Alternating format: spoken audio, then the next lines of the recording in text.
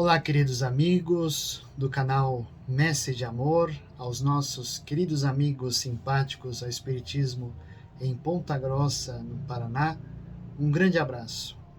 Para mim é um grande prazer e uma oportunidade merecida ser convidado por vocês para dividirmos juntos algumas de nossas reflexões daqui de São Paulo. Meu nome é Jader Kalel, faço parte do Movimento Espírita aqui de São Paulo, atuando especificamente no Centro Espírita Aprendizes do Evangelho de Guaianazes, e a convite do meu querido amigo José Carlos Valiante, em conjunto com o nosso companheiro de Ponta Grossa, Maurício Campos, nós somos convidados para participar desse instante de reflexão que se baseia na obra mediúnica de Amélia Rodrigues. E nós aqui nos submetemos para que possamos fazer a reflexão adequada ao seu momento de reflexão. Então, sente-se, fique à vontade, seja muito bem-vindo. E nós vamos trazer o que possamos fazer de melhor. Que Deus esteja com todos nós em nossas melhores inspirações. A reflexão de hoje foi levantada ao acaso. E nós encontramos neste acaso um texto que originalmente se encontra na obra Primícias do Reino. Essa obra é uma obra mediúnica, psicografada pelo médium Divaldo Pereira Franco, editado pelo espírito Amélia Rodrigues. No capítulo 11 deste livro encontra-se o texto chamado O Tábor e a Planície. E eu vou me permitir aqui ler alguns trechos, fazendo breves pausas para que juntos possamos refletir. Eu espero que você possa aproveitar este momento da melhor forma possível. Com a força da sua realidade, poderia ser considerado um díptico. As bênçãos de Deus no monte e os conflitos do homem, toda a pujança de suas cores na planície. Desciam Jesus, Pedro, Tiago e João das culminâncias do Tábor, onde comungaram com as excelências de Deus ao encontro das baixadas espirituais das criaturas. Há pouco, resplandecente, o Mestre estivera envolto por uma esfera de poderosa luz e dialogara com os venerandos antepassados do povo, Moisés e Elias. As emoções ainda não se aquietaram na horizontalidade do habitual, e a curva descendente das dores tomava forma chocante na terra, a terra das contingências humanas. No alto, a visão da vida verdadeira, ao sopé, as angústias junto aos sofrimentos. Nesse primeiro ponto, Amélia Rodrigues, tendo sua ancestralidade conhecida no aspecto da educação, começa a nos dar uma verdadeira lição. Ela começa falando de uma cena das mais famosas do Evangelho, mencionadas por Mateus e Lucas, a transfiguração do Monte Tábor. E especialmente nesta cena ocorre uma afirmação muito grande da imortalidade e das leis da reencarnação, conforme estuda Allan Kardec no livro Evangelho segundo o Espiritismo, no capítulo 4. Aqui nós deixamos a sugestão para que os nossos companheiros possam consultar como fontes fiéis e verdadeiras da base doutrinária espírita para conhecermos um pouco mais sobre o que o Evangelho tem a dizer. Pois bem, além disso, há um ponto interessante. Ela introduz a história com este preâmbulo dizendo: no alto a visão da vida verdadeira, ao sopé as angústias junto aos sofrimentos. Então a história vai circundar sobre esses dois aspectos. O aspecto mais alto, falando sobre a espiritualidade, e o aspecto mais próximo de nós, mais terreno, falando do aspecto da materialidade da vida. Vamos prosseguir. Espírito mudo e surdo, eu te ordeno, sai dele, não entres mais nele, exortou Jesus, com firmeza na voz, na qual a piedade se misturava à energia. Não houve debate. Tudo simples. A cena breve culminou no declínio do jovem que ficara prostrado como morto, banhado por auge do suor, desfigurado. O mestre, comovido, curvou-se, tocou a fronte do ex-obsidiado e o levantou com gesto cativante. Era quase menino. Sofria desde a mais tenra idade sob o jugo violento do impiedoso algoz desencarnado. As raízes do ódio nefando se perdiam nas sombras do passado quando foram comensais da mesa farta da loucura e se enredaram em odienta cena de sangue. Agora, a lei soberana, que jungia o criminoso não punido à justiça desrespeitada, manifestava-se sobranceira. O parasito espiritual se manara ao sofredor e reproduzia nele os esgares epilépticos em que se consumia, vítima de si mesmo, escravo do ódio. Na volúpia da vingança, atirava-o de encontro ao solo, ateava-lhe fogo às vestes, tentava afogá-lo, subjugava-o. As esperanças da família se apagavam na lâmpada sem lume das tentativas de cura, impossível até aquele momento. Seu pai ouvira falar do rabi e o trouxera na expectativa duvidosa de ver o filho recuperado, perdido como se encontrava no caminho do aniquilamento inexorável. Aqui nós já vamos para uma cena na sequência cronológica da transfiguração, em que os discípulos se encontram para a cura do epiléptico, que é uma outra cena mencionada nos evangelhos. Essa cena serve de alicerce para a lição principal, e vocês vão entender por quê. Porque falar de imortalidade, falar da lei de reencarnação, é também falar sobre os vínculos que nos amarram perante as leis da reencarnação, que é a nossa necessidade de expiação, de recompor as faltas anteriores, as faltas atuais, e eventualmente nos desvincularmos de situações que nos criamos em desafetos com os nossos semelhantes, sejam encarnados ou não, cujos vínculos muitas vezes se fazem doentios através do fenômeno da obsessão em seus mais variados aspectos. Isso no Livro dos Médiuns é muito bem esclarecido. Nós recomendamos a leitura. E também é interessante o aspecto que a escritora espiritual traz com algumas notas, alguns aspectos do que teria sido o vínculo entre os dois a respeito de cena de sangue, comensais da mesa farta da loucura, ou seja, ambos comungaram em determinada circunstância no desejo triste de ódio, de vingança, mas depois se desfizeram desse laço e, naturalmente, um não se satisfez com isso, quis se vingar. Continuando o texto. Transcorreram 8 dias após a confissão de Pedro. O mestre tomou consigo Pedro, Tiago e João e levou-os sozinhos e à parte para um alto monte. Agosto, em plenitude, derrama sua taça de luz e calor sobre a terra. As papoulas e as margaridas jazem crestadas em hastes vencidas pela canícula. O céu muito azul e transparente concede visão infinita em todas as direções. À medida que o Tábor vai sendo vencido, os painéis se desenrolam.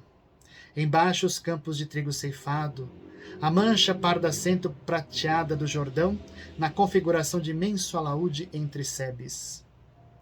Para as bandas do Oriente erguem-se altaneiros os montes Galaade e ao poente cintilam as águas do Mediterrâneo. Como imenso espelho refletido através da garganta natural, entre o Monte Carmelo e os contrafortes altanados do Líbano.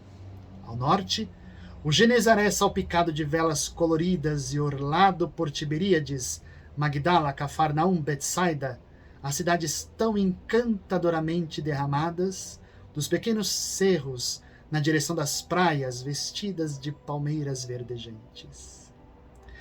Do acumen a visão não se detém. De forma arredondada, a plataforma batida pelos ventos, às vezes coroada de zimbros, é a culminância dos 562 metros de altitude rochosa, sem vegetação, com destaque na imensa e formosa Galileia. A noite ainda demora algumas horas para estender o seu manto imenso sob o céu. Os meses de agosto são de longos dias, o calor asfixia e requeima a rala vegetação. A jornada é longa. Na conquista do monte, mais de 4 horas de marcha lenta e cansativa, embora a beleza da paisagem deslumbrante em derredor. Atingido o cume, o mestre se põe em oração. Os discípulos, suarentos e cansados, adormecem à sombra dos arbustos escassos. Um grande silêncio envolve tudo e todos. O mormaço quase asfixia. A noite vence a natureza e o mestre ora. A madrugada alcança o rabi em oração. Os companheiros dormem. Vozes percutem na monotonia. Os discípulos despertam, assustados, e são dominados pela visão sublime da transfiguração do Mestre, com as vestes incendidas, dialogando com Moisés e Elias. As palavras vibram no ar, mas não são palavras como as que se ouvem comumente.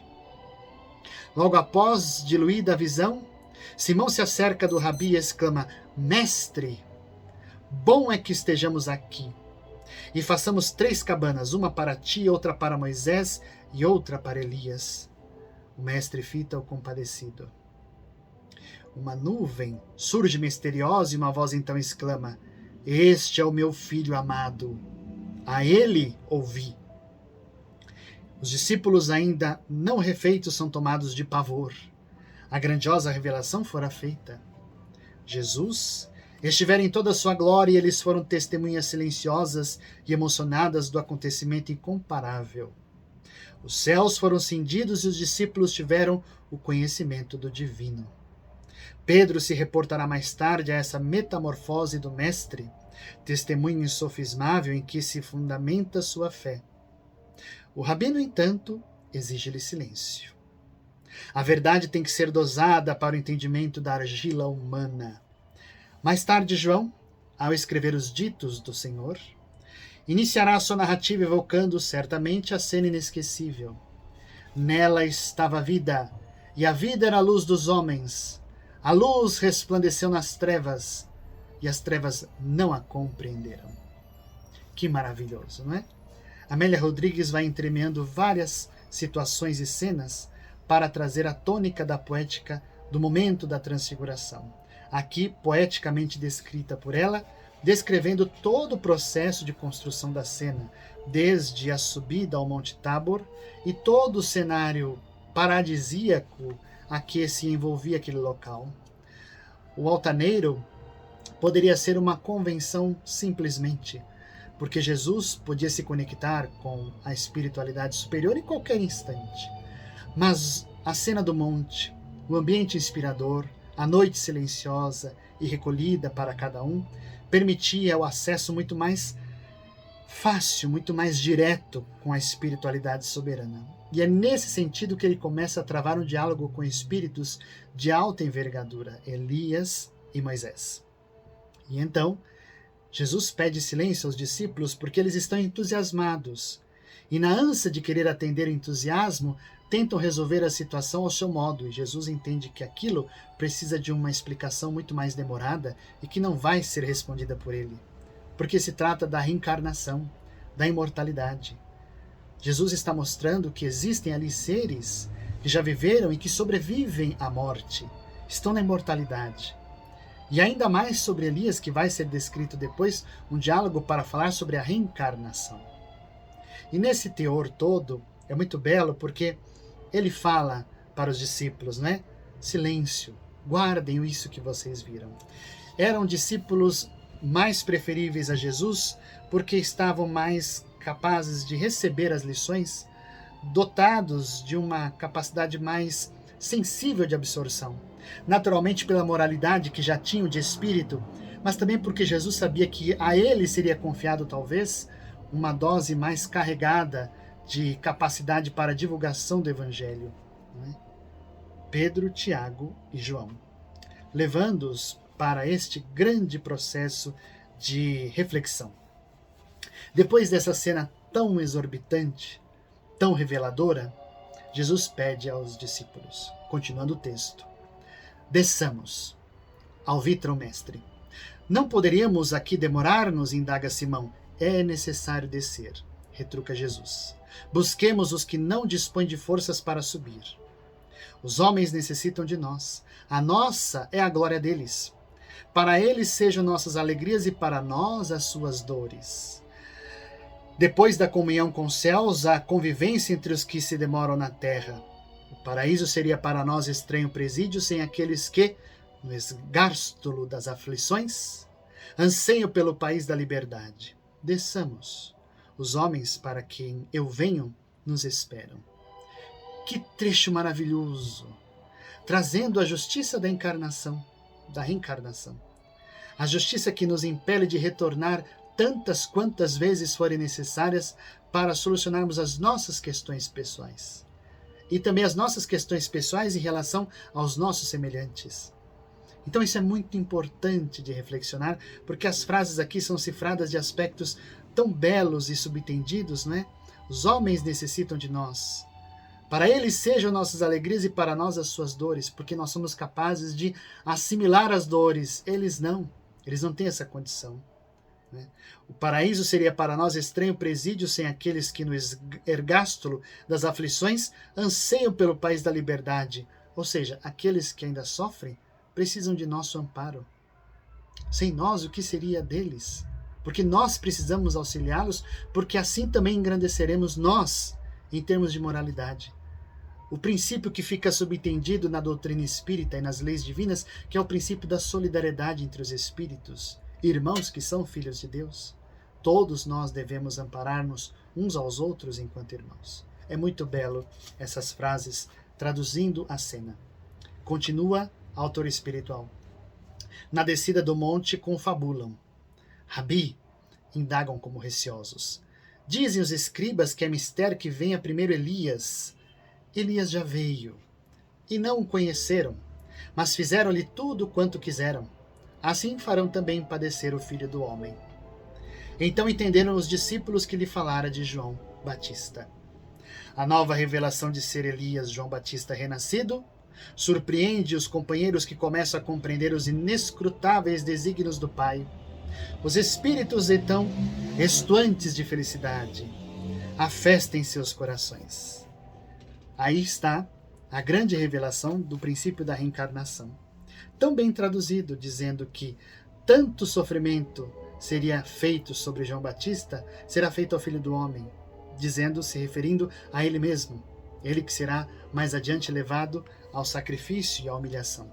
Então tudo isto leva-nos a uma clareza muito grande sobre o princípio da justiça das reencarnações. E eles subentendem isso de uma forma a não questionar de momento, mas assimilar essa verdade que para eles é nova, estranha, porém, talvez, no coração e no íntimo, já traduzia algo que estava latente. Conforme Kardec diz no capítulo 4 do Evangelho segundo o Espiritismo, não é? Só o princípio da reencarnação é capaz de explicar todas as injustiças e todas as desigualdades que existem no mundo. Só ele é capaz de justificar o porquê sofremos, o porquê o mundo ainda não é feliz, o porquê cada um tem uma particularidade em especial em termos de evolução, porquê das diferenças entre gêmeos, o porquê da genialidade de alguns e da ignorância de outros. Tudo tem um senso. E aí está a justiça das reencarnações dentro do princípio da pluralidade das existências, cujo ensaio, tecido por Kardec com Espírito Verdade no Livro dos Espíritos, na parte 2ª, no capítulo 4º, é uma obra-prima a ser lida e relida várias vezes. Continuando então com o autor espiritual. Jesus e os discípulos continuam descendo. O dia esplende. Os acontecimentos são sóis em suas almas. A plataforma do Tábor fica para trás. A planície imensa se estende embaixo. Lá as criaturas sofredoras e ansiosas, os companheiros aguardando. Amedrontados, os discípulos se revezam. Afasta-se, Satanás! Exclama Judas irado enquanto o obsesso ulula.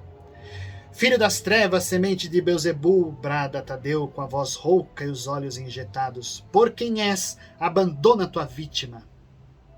Decaído, imundo, vocifera pálido e suarento Natanael. Eu te exorto a que retornes a Geenas. Curiosos se acenam dos gritadores, se acercam dos gritadores, enquanto o endemoniado, como se multiplicasse as forças que o vampirismo espiritual consome, mais se debate no solo e corcoveia, exasperado a ameaçar o débil corpo em convulsão, semi-vencido. É o próprio Dybbuk, soluça desanimado Felipe. Nada conseguiremos. Arremata o filho de Cleofas. Onde andará o mestre? Indaga perturbado Simão, o zelote. Onde andará o mestre que não vem socorrer-nos? Não saberá ele da nossa aflição? Entreolham-se, estremecem, enquanto o obsidiado espumeja e se debate. Falam todos de uma vez, gritam inutilmente. Vendo o mestre e os companheiros, que chegam à charneca das misérias humanas, correm aflitos e o saúdam. Que é que discutis com eles? Interroga sereno o Senhor. Mestre, trouxe-te o meu filho que tem um espírito mudo. E este, onde quer que o apanhe, despedaça-o, e ele espuma e range os dentes e vai se secando. Eu disse aos teus discípulos que o expulsassem e não puderam. Se podes, apela ao Pai, salva meu filho. Se tu podes crer, tudo é possível ao que crê. Eu creio, Senhor. Ajuda a minha incredulidade. O rabi se comove. O semblante sereno expressa toda a angústia de seu espírito. Sem qualquer mágoa, fita os companheiros medrosos e os admoesta com veemência e compaixão. Compreende as fraquezas dos convidados a esparzir a semente da boa nova. Como a justificar-se a si mesmo e aos outros, Judas tenta esclarecer: fizemos tudo quanto nos ensinaste e nada conseguimos. Até quando vos sofrerei e estarei convosco? A indagação fica no ar sem resposta. A arrogância da fraqueza é mais petulante do que a vaidade da força. O sinal do fracasso no orgulho é como chaga de fogo a requeimar. Espírito mudo e surdo. Pálido e fraco, o moço sorriu. Havia gratidão sem palavras. Osculou a mão do rabi e, conduzido pelo pai em êxtase de alegria, seguiram ambos no rumo do lar. É muito bonita esta segunda cena, que casa com a primeira, porque não é possível imaginarmos as leis da reencarnação sem imaginar a justiça sobre elas, mas uma justiça que não é severa, uma justiça que não é dura, uma justiça que não é impiedosa, é uma justiça que é justa, equânime, sensata, agradável àqueles que a elas se submetem. E é por isso que Jesus, corroborando com essa justiça, sendo boa, plácida e incrivelmente certa do que deve fazer, com serenidade orienta os seus discípulos que estavam aflitos, porque veja, no começo, como eles usam de diálogo com o espírito que está envolvido no processo obsessivo, com palavras extremamente exclamativas, com palavras exageradas, com palavras de caráter humilhante, como se queressem realmente arrancar, né? Retirar. É como se, numa comparação singela, nós quiséssemos arrancar uma árvore de uma vez só, das raízes até tudo, e isso fosse suficiente para traumatizar toda a estrutura da árvore se quiséssemos arrancá-la de uma vez. Às vezes, para retirar é preciso podar, ter o cuidado de cortar os galhos mais grossos para que a força da raiz se enfraqueça o suficiente para que possamos retirá-la por inteiro. É apenas uma comparação singela para dizer o quanto a docilidade, sem desconsiderar a soberania moral de Jesus, que ele usa para afastar o espírito obsessor. E ele mesmo deixa subentendido aos discípulos: até quando vos sofrerei e estarei convosco? É pouco meu tempo. É preciso que vocês compreendam essas verdades e abracem e entronizem seus corações. Ele diz que aqui o sinal, tem frases maravilhosas de Amélia Rodrigues: o sinal do fracasso no orgulho é como chaga de fogo a requeimar. Ela não resfria, ela não compadece. A arrogância da fraqueza é mais petulante que a vaidade da força. Que frases maravilhosas. E aí ele faz aquilo que foi citado por Amélia Rodrigues no preâmbulo da história, que é o mote para falar sobre a reencarnação, o processo desobsessivo.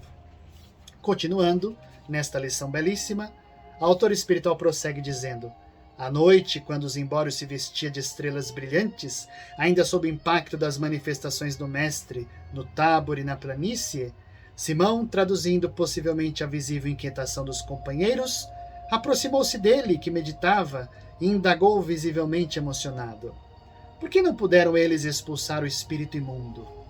Sempre Pedro curioso, não é? E Jesus, com muita generosidade, responde: esta casta não pode sair com coisa alguma, a não ser coração e jejum, elucidou o amigo. Desejando, no entanto, utilizar o momento para melhor instruir os companheiros desatentos e pretensiosos, o senhor esclareceu: Antes de tudo, é necessário compreendermos que os espíritos imundos viveram antes. Homens que foram homens que continuam sendo.